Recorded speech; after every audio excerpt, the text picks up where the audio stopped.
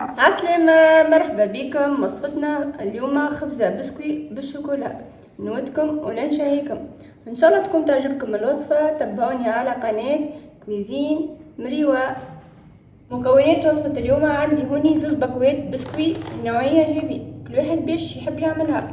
100 جرام زبدة، واحدة كريم ليكيد، واحدة كريم فريش، وشوكولاتة نوار. ندير اول مرحله باش نفرك البسكوي نتاعنا.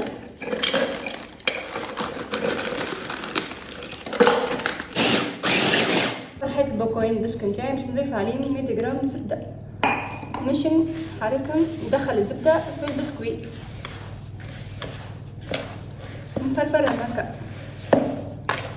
هكاكا كملت حضرت البسكوي نتاعنا. توا باش نصب البسكوي نتاعنا في بيركس اللي تحبوا، اي قالب عندكم. هكا عندي هنا يد مهريز لوح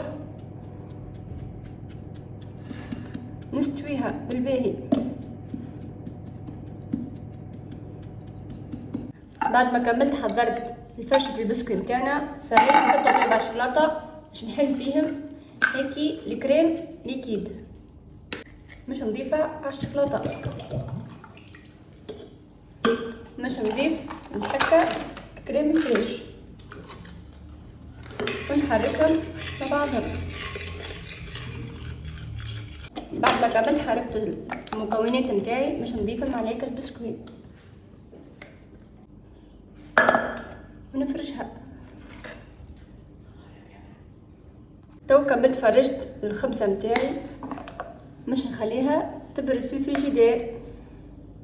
الخبزة نتاعي توا بردت، شفتوها كيفاش الخبزة قطو نتاعي، زينتها بشوية بيستاش. شفتوها كيفاش. تو باش ننزل الطعم نتاعي.